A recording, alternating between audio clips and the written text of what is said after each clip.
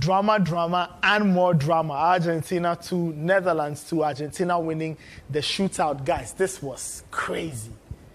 This was crazy. At a point, this is how Argentina were going through 2 up. Netherlands go back to the most basic footballing tactic. Hit it long and see what you can get. They got 2 goals, and then the shootout sent them away. Before we talk about it, I want to talk about something on a lighter note. You should have seen Daniel Quarantin supporting the Netherlands. Yeah, I was. We were watching our Friday in night. the studio. It was a surprise. The coaching. You know how much I love Louis van Gaal. The coaching masterclass Daniel Quarantin gave the Netherlands. I believe they scored those because spiritually they heard what he was saying. Coaching masterclass. You should have seen it. He was on his knees. He was shouting. He was telling who this person stand here, do this. He was screaming at us two who were watching the game with as if we were all on the pitch. So because you guys were not speaking the truth. We could all see what was happening. Who wasn't speaking the truth? You watch those. Listen, those I've are not started relaxed. talking. So let me finish. Let me bring the allegation. And you defend yourself. No, he's right. You have to bring the allegation. You can't defend yourself. Did you watch the game? I watched it. Susu, did you watch the game? Yes, I was there with you. Did you see the 50-50 duels in the game? Yes, I saw them. Who did they favor? I think more often than not. I think to be honest, they went more in Argentina's favor. Okay, that's all. That's all. I usually don't see that. I see them balanced out, especially when pass the ball to pass it, and Berghaus comes like this, and he touches Messi, and Messi rolls on the floor, and the referee looks and he sees Messi, and because Messi is on the floor, he blows the whistle. Of course, Messi is a national treasure. It's just getting pathetic. He's a national treasure. You should stop playing. You have to keep him safe. You have to keep him safe. Okay, guys, we'll get into the controversy, but just general thoughts on this encounter. So this was an emotional journey. Very ill-tempered, surprisingly. Very ill-tempered. I think, personally, my favorite moment was when Paredes flew into a tackle and then blasted the ball at the bench. And he cleared the bench. The whole bench was on the pitch. I couldn't believe it. It was really Louis van Gaal because he's an old man. He didn't join them on the pitch. No, it was a very ill-tempered game. But I have to say, I don't like how Scaloni and Argentina handled this game, despite them getting the victory, especially in that last 30 minutes. Because if you remember correctly, when did Messi get that penalty to win the game? I think that was like 70th. So after that, when Wout Weghorst came on, and Argentina and Netherlands were just flying the ball into the box, I think Argentina handled that moment poorly. Because if you're in a situation where that's happening, you should also be trying to keep the ball. They weren't doing that enough for me. And that game management, they were lucky.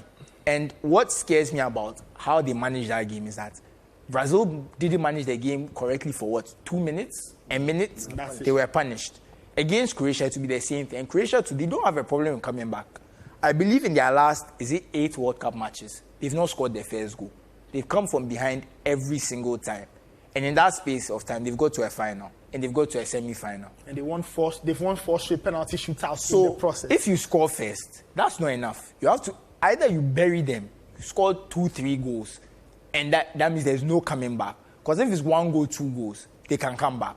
So that moment for me is a bit of an issue with Argentina's approach. But aside that, when you watch the first half and about the first 60 minutes, the Netherlands struggled. The Netherlands had no way back into the game. And that's why they went back to basics, because they really didn't create much. Even if you we'll look at the numbers and stuff later. If you look at the XG, I believe the Netherlands' XG over the whole match was 0.8, and Argentina was 2 point something. It was one of those games, but it was the decisive moments. And for me, one of the most decisive moments was that second goal and the intelligence of the Dutch players. Because we all expected them to shoot. I think everybody was expecting an attempt at goal. They just roll it Daniel was screaming for Cody Gakpo.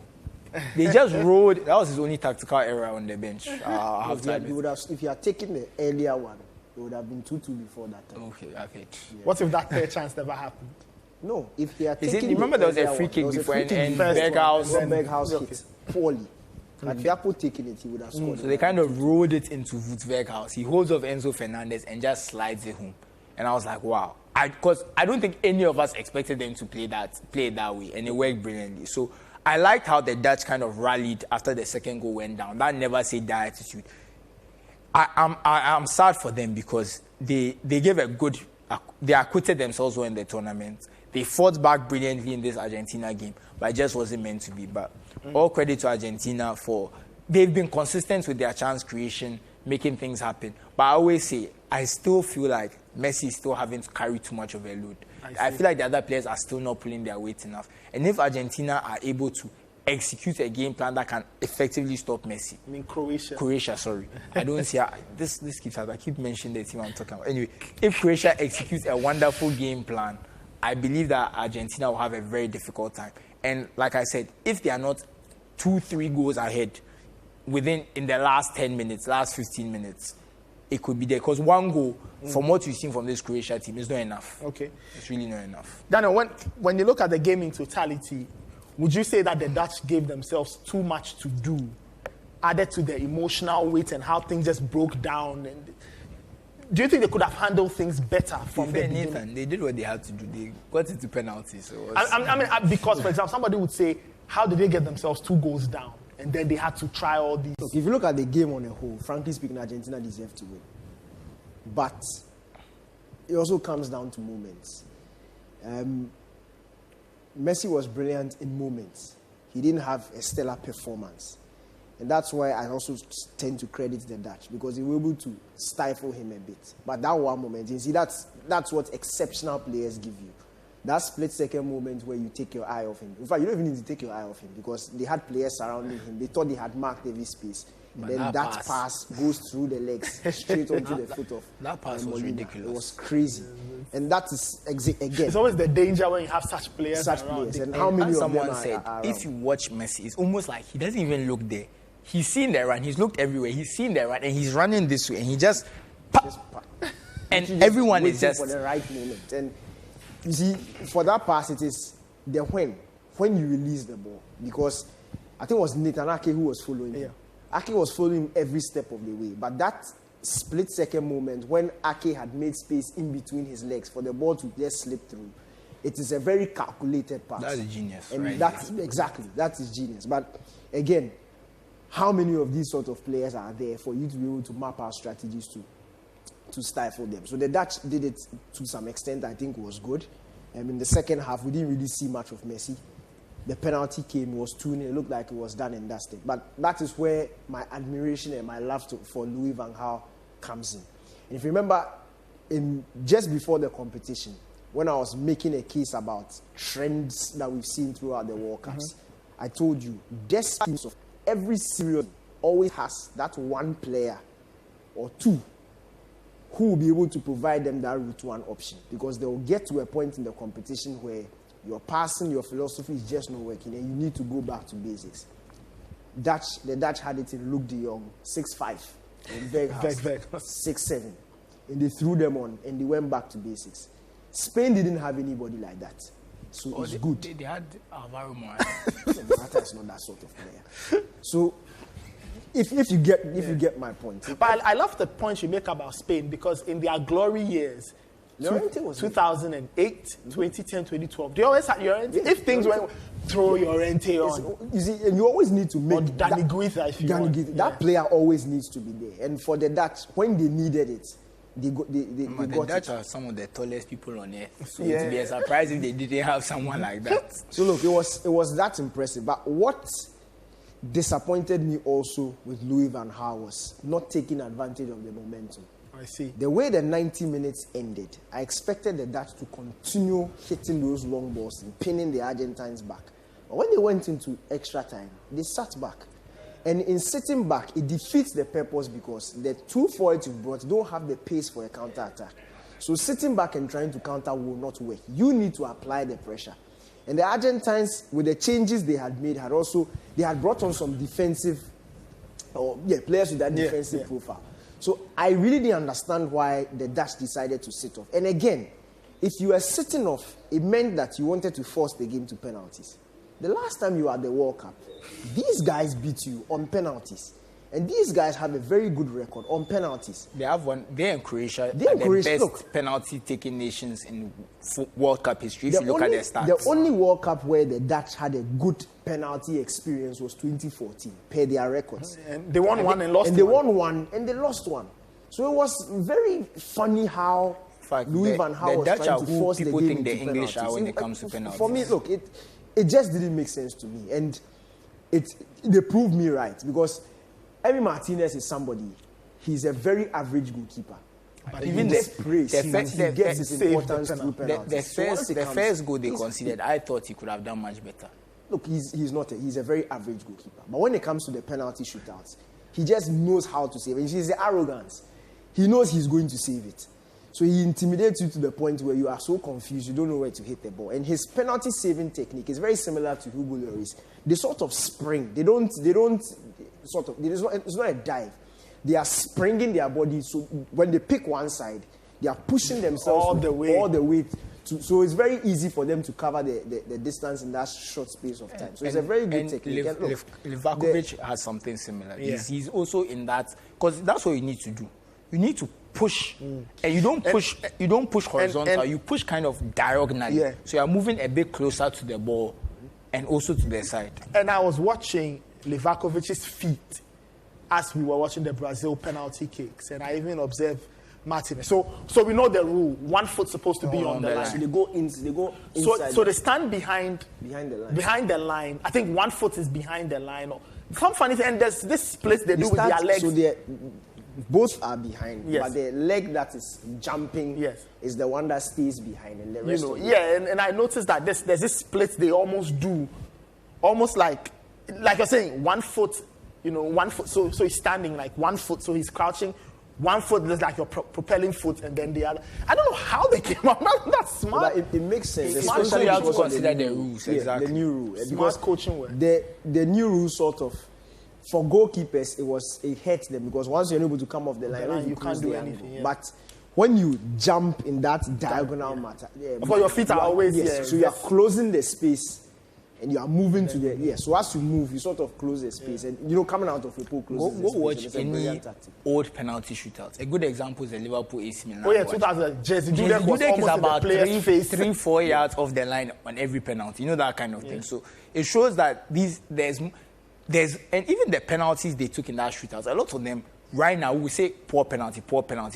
So the quality of penalties being taken and the quality of goalkeeping in penalty shootouts and penalty situations has gone up so much. The people at Man United need to teach that bit the other technique, so you can save a few. Let's move it on. Let's talk about the data. Let's have a look at the numbers. At the World Cup and he's suffering. Oh, Charlie. I saw him tweet pictures of himself there. I don't know what he said. So here we are in terms of the numbers. Argentina's XG 1.8. They didn't, 48.1% of the possession. Okay, committed 18 fouls. I don't know who did the foul count. I thought Argentina should have had a lot more on their foul count. And you see, Nathan, again to the officiating, that Paredes incident, and if the Argentines are being fair, and they actually think that was disgraceful refereeing, that moment was what was disgraceful. Because the foul in itself, and if you watch the referee's body language, when he flew into the tackle and the ref blew the whistle and was approaching, his hands were already in the pocket. He was going to give a yellow card. And then for him to boot the ball into the... That's another yellow card. Yes. That's 2 yellow cards and a red card, because he knew exactly what he was doing. It's not just time wasting. It's not the fact that you kicked the ball away he kicked it into the Dutch bench. If you had kicked it out, that's a yellow card. Into the Dutch bench, it's even more of a yellow card. And for me, if I'm being honest, you have an old man in Louis Van Gaal sitting there, he could have seriously been hit. The man is coming back from cancer treatment. Yeah, exactly, he could have seriously been hit. No, it was not even a joke. Maybe if that hit him, they would have given him a straight red card. But I get that's what saved him. It hit an empty seat. No, I think whatever it is, I think that's really poor refereeing He's been sent home, funnily enough. The ref been sent to. Thank God. After doing that. I'm actually a big fan of him, to be honest. No, he's a top referee in the La Liga. He refereed the Man City Chelsea Champions League final, if you remember. But everybody knows that referee. Yeah, Lejos, I think. Top guy in the La Liga. I think he gave 15 yellow cards, 16. Yeah, I believe. Interesting. In fact, Dumfries actually got sent off. Dumfries got sent off. Yes. So 15 and 2 in the extra time, I'm being told. He's refed a lot of El Clásicos. Giving a lot of he understands how to give cards. So we know him. But he missed the Paredes one. All right, let's have a look at the goal patterns from the encounter. The goal patterns from that Netherlands versus Argentina encounter, and then we can try and make sense as to what was going on in terms of the goals. Okay? So we clearly see what's going on. Can you make sense? What I want to just make it make sense to us. There are Argentina's two biggest chances. They scored them. Because look at Molina, their chance. And that's all Messi. Because that's Messi's pass unlocking the defense. And then he scores the penalty. So this, it goes to exactly what Daniel said. The moments where Messi was decisive were key. Then you look at Vucevagos' 2 goals. They weren't really much in them. Because there were all these bodies. They were difficult chances. Came in. But brilliant header and a brilliant finish. He made the most out of what was given him. And he basically rescued the Netherlands in a game where, if you look at it on the data side, they had no chance. But if you look at from the penalty, look at how flat the line is until we get to the second half of extra time. Mm-hmm. And that's what was my problem with Argentina.